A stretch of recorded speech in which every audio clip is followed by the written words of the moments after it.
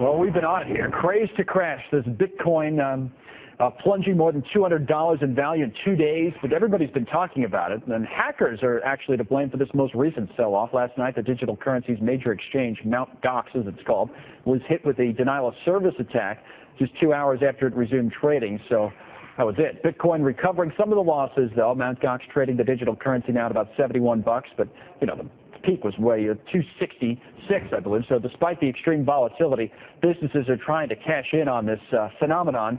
And Ever is the first establishment here in New York City to accept Bitcoins as a currency, and we're live from there in Midtown Manhattan with the owner, Alex Lichtenstein. So the bar, as you can see behind Alex, and you guys accept the Bitcoins literally as a currency. How long have you been doing it, and why did you start doing this? Tell us that, Alex.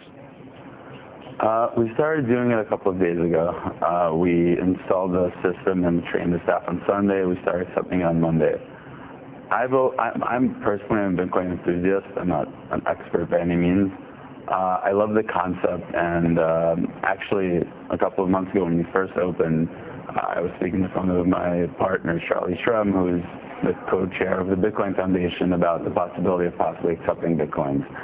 And it wasn't until basically last week that he came up with the technology where we could accept Bitcoins, but get the money in dollars almost instantaneously, so we don't actually have to hold Bitcoins as a business. Okay. We can accept them and get the money in dollars right away. So Alex is going to be back next hour on Markets Now to literally take you through the mechanics of how they do it, how they accept Bitcoins at his establishment there in Midtown Manhattan. But you said you're and you used the word enthusiast. You're a Bitcoin enthusiast, and that's really the only people, I guess, people like you and some investors that have really been into it, some sort of tech geeks, all that kind of thing, that knew about this before a few weeks ago, and now, you know, people like us are talking about it. What do you make of all this, the craze that's surrounded it, and the volatility now in terms of investment? Are you worried? Do you regret allowing it to be used now in the bar? Absolutely not, because allowing it to be used in my bar had absolutely no risk to me as a business owner, because again, and as I'll explain a little bit later when I show the demonstration, I get the money in dollars right away.